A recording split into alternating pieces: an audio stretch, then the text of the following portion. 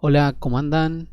En este video vamos a charlar un poco sobre servidores web en cuanto a su concepto y funcionamiento general, para después dar paso a una discusión un poquito más específica sobre configuración de un tipo de servidor en concreto.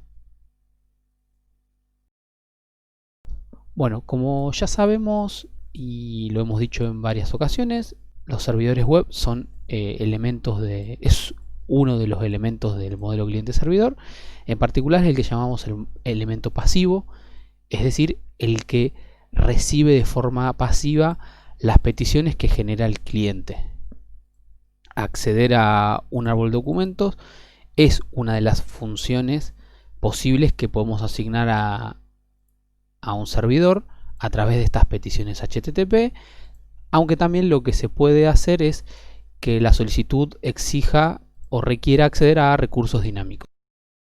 Cuando hablamos de un servidor hablamos de un proceso particular, que es un proceso de tipo servicio o demonio, que no es más que un servicio que se ejecuta de forma indefinida. Cuando decimos de forma indefinida quiere decir que a menos que se reinicie el equipo o algún administrador de forma activa detenga el proceso va a seguir escuchando o corriendo en el sistema operativo.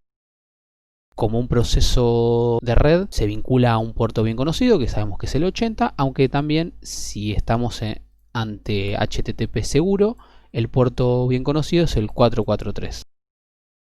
Algunos ejemplos de servidores web son el conocido servidor Apache 2, bastante estándar en muchos entornos, aunque el segundo conocido más o menos le pelea en popularidad, es el motor Nginx o Nginx.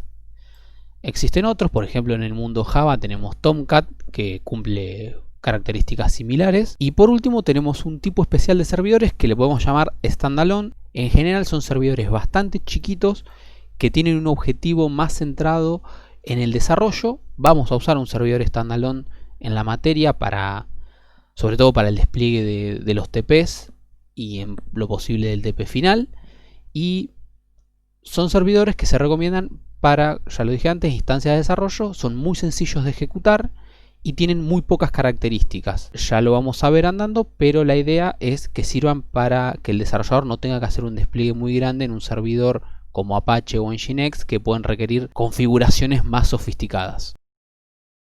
En cuanto al funcionamiento interno de los servidores web, esta imagen del libro de Sklar me parece bastante interesante. Por un lado vamos a seguir cómo sería el flujo de trabajo en una petición y después vamos a explicar cada uno de los submódulos que lo integran. Para arrancar, cuando una petición llega al servidor es recibida por el submódulo de red, la cual procesa las peticiones que tenga en fila y las va pasando al módulo de resolución de direccionamiento, el cual determina cuál es el recurso específico que se ha solicitado. Una vez realizado esto, pasa la petición al módulo de procesamiento de peticiones, ya habiendo determinado si es un recurso estático o dinámico, el cual vamos a charlar un poquito en un ratito. Una vez que se generó ese procesamiento, ya estamos en condiciones de generar una salida, la cual es pasada al módulo de generación de respuestas, el cual recibe el cuerpo, que es la salida del proceso de procesamiento de peticiones, y le agrega los headers que sea necesario. Una vez armado el mensaje de respuesta, es pasado al módulo de red, que nuevamente se comunica con el originante de la petición y le devuelve la respuesta. Esto sería a grosso modo la operatoria de un servidor en el contexto de atender una petición. El módulo de red en particular, el de resolución de direcciones, el procesamiento de la petición y por último el de generación de la respuesta.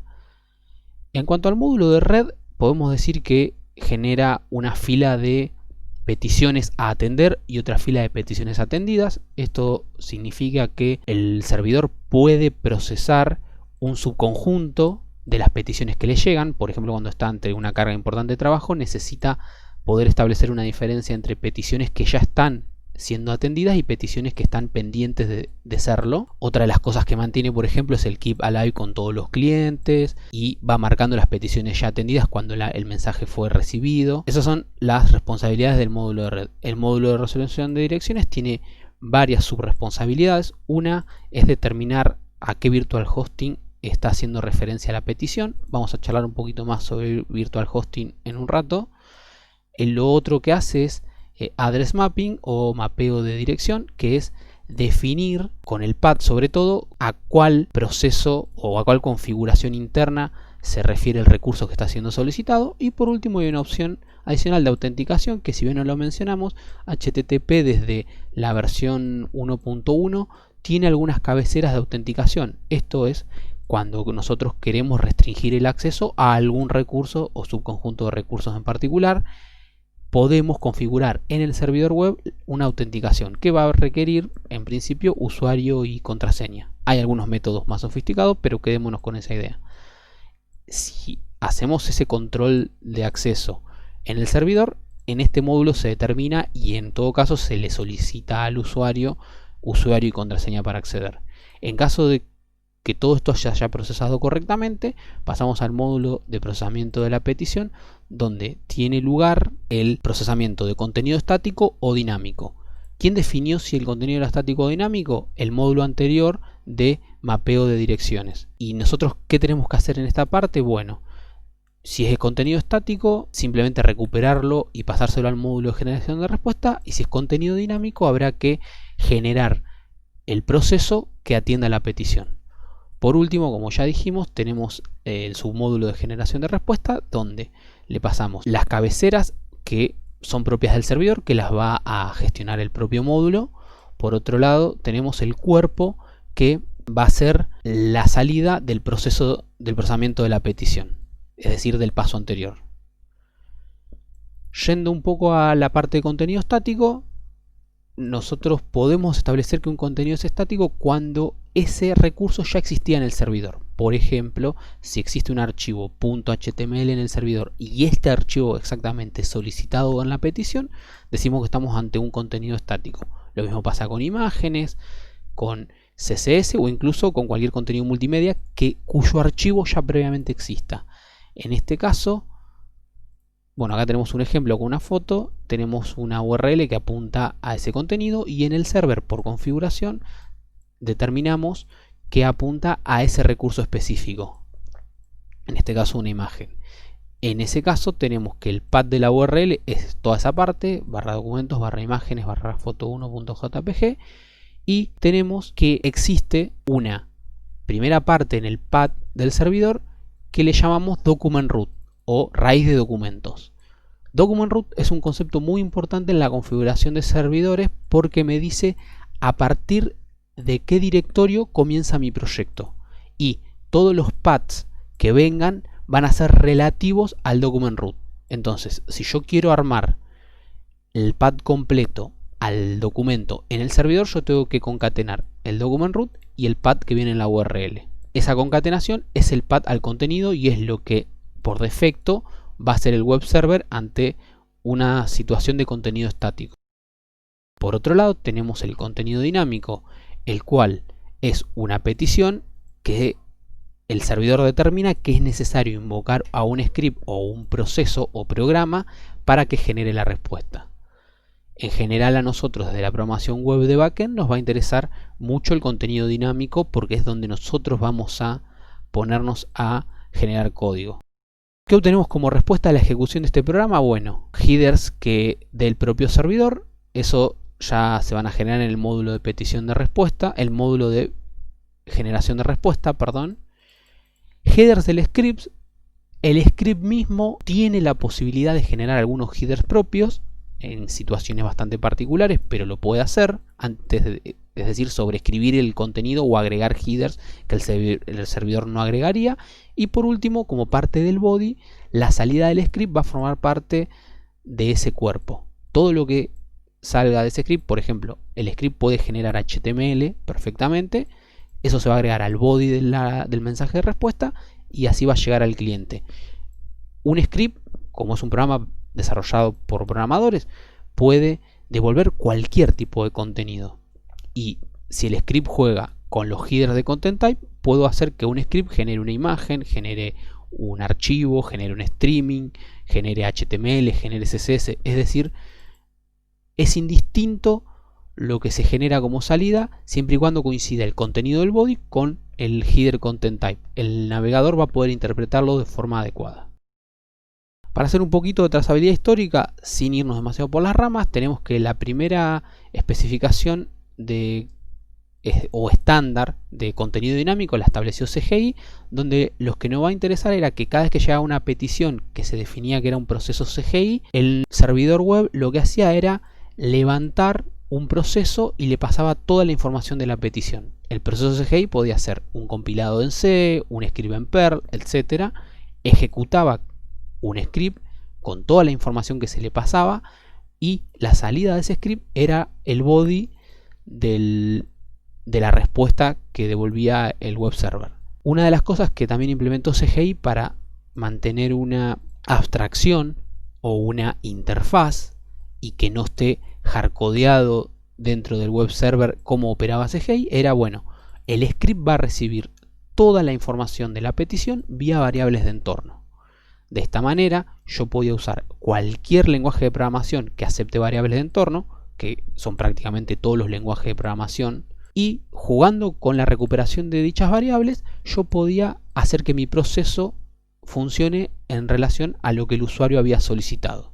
Existieron muchas evoluciones de CGI. Para que se den una idea, CGI, uno de los problemas que tenía, que era el proceso levantaba, atendía una petición y después el proceso tenía que ser matado por el sistema operativo o terminaba exitosamente.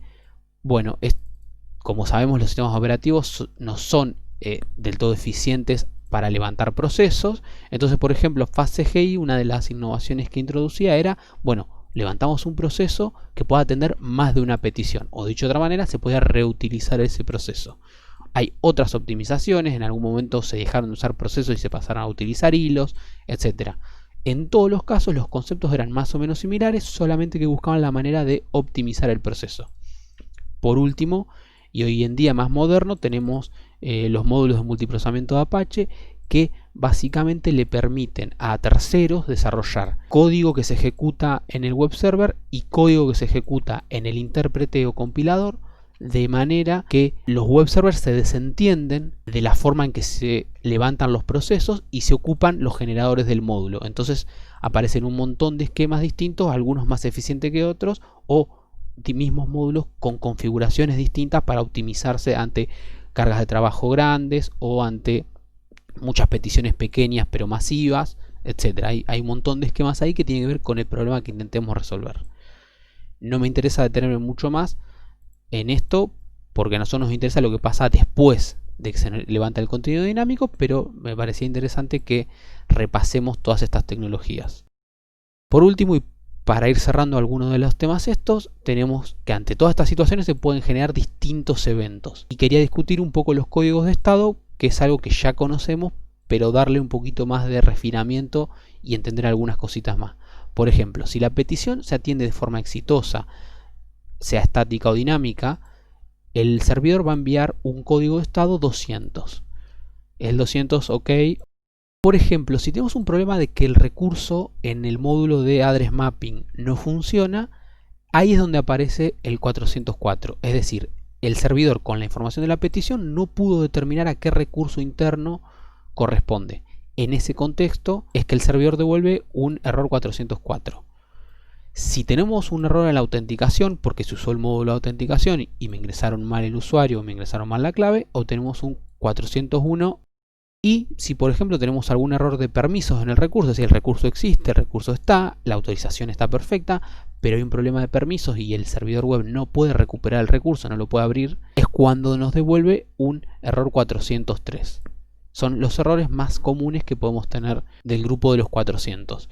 Y por último, si estamos en el contexto de contenido dinámico y tenemos un script que ocurre un error, donde errores sale con código de error distinto de 0 o una excepción no controlada, etc., el servidor automáticamente va a tomar la decisión de enviar un error 500 interna al server error.